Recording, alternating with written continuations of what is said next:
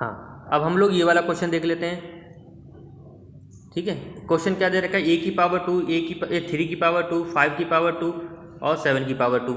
ठीक है, ये क्वेश्चन दे रखा है। अब ये क्वेश्चन में ये ए पी है या नहीं है, इसके लिए हम क्या करेंगे भाई, डिफरेंस निकाल के देखेंगे कि ए पी है भी या नहीं है। अगर डिफरेंस सेम आता है तो हम कहेंगे ए पी है, अगर डिफरेंस सेम नहीं आता है तो हम क्या कहेंगे, ये ए पी नहीं है।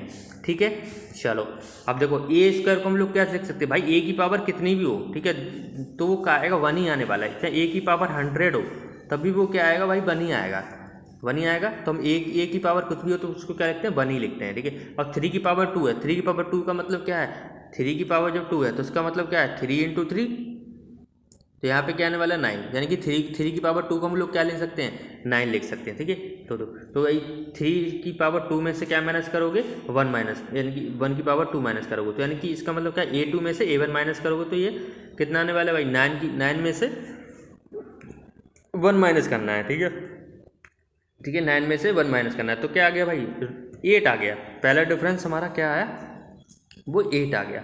अब दूसरा डिफरेंस निकाल के देखते हैं भाई, 5 की पावर 2 है, अब 5 की पावर 2 को हम लोग क्या लिख सकते हैं भाई, 25 लिख सकते हैं। ठीक है, तो ये 25 में से हम लोग क्या माइनस करेंगे, 25 में से हम लोग क्या माइनस करेंगे भाई, 9, यानी कि प्रीवियस टर्म ये वाला, तो यहाँ पे 9 आ गया। तो हमारे पास अब ये इसका डिफरेंस कितना आ गया भाई, 16 आ गया, 16, यानी कि A3 में से A2 माइनस करेंगे, ये A3 होता है और ये A2 होता है।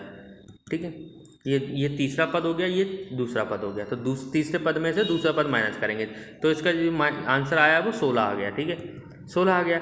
अब हमको दिखाई दे रहा है कि इनका डिफरेंस तो इक्वल है ही नहीं। अब जो डिफरेंस इक्वल नहीं है, इनकी क्रमागत पदों में अंतर समान नहीं है। ठीक है, तो हम कहेंगे ये संख्याओं की सूची AP नहीं है। हम क्या कहेंगे, ये संख्याओं की सूची AP नहीं है। अगर क्योंकि इसका डिफरेंस जो है वो सेम नहीं है। ठीक है, अगर सेम होता तो हम कहते हैं ये AP है। ठीक है, पर बाकी और क्वेश्चन तुमको प्लेलिस्ट में मिल जाएंगे।